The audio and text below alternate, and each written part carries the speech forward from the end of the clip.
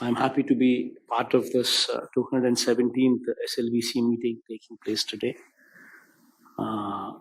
It's been wonderful to have a physical meeting take place. This meeting is also taking place at a very crucial juncture. In fact, so much so that the momentum of the country's economic recovery is also picking up. For the second quarter of the financial year, a quarter-on-quarter GDP rate of 8.4% is registered. For the entire first half of the financial year, the GDP growth rate of 13.7% is also registered. Minus the apprehension of this third wave due to this Omicron variant, otherwise the economy is slated for a boost. We should hope that possibility of the third wave would have a very low impact on the economy. At this juncture, the importance of credit growth cannot be overemphasized. In fact, the fact that national level, the bank credit of scheduled commercial banks stood at 112 lakhs crores on November 5th, 2021, demonstrating a year-on-year growth rate of 7.1%. This is actually good, considering the fact that the credit growth has also picked up.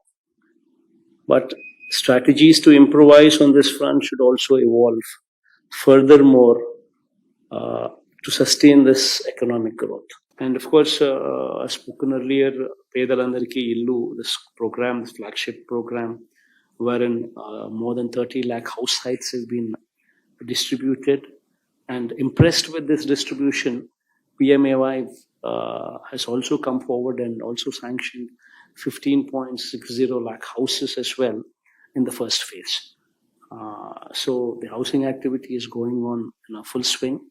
In fact, it's very important that this sector is boosted, is given a boost, because this will make sure that cement consumption goes up, steel consumption goes up, manual labor is also provided, wherein they themselves are employed to build their own houses.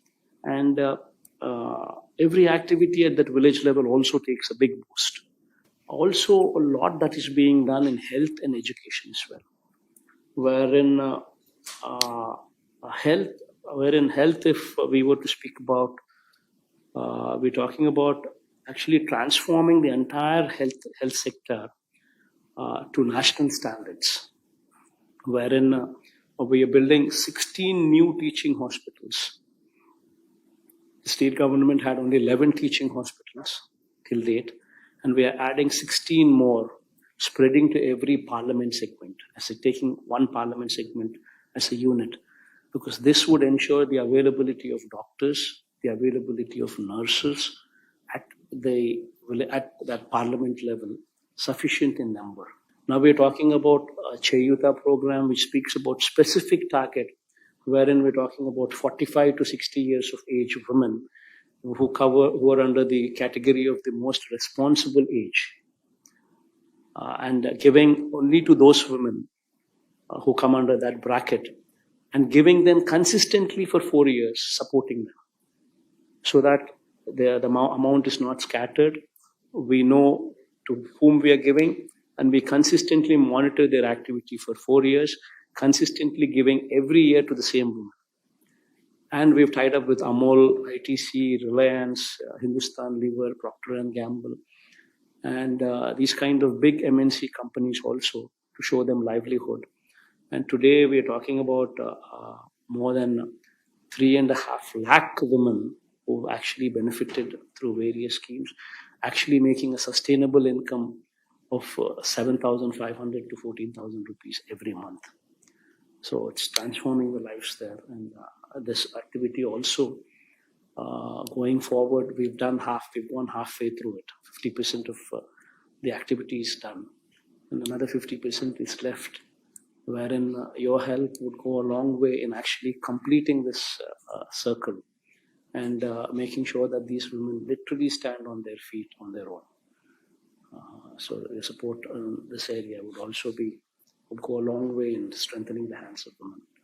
And my deepest thanks for all of you to have come here and join this meeting, try and understand our plight once again, try and bring about changes in our state.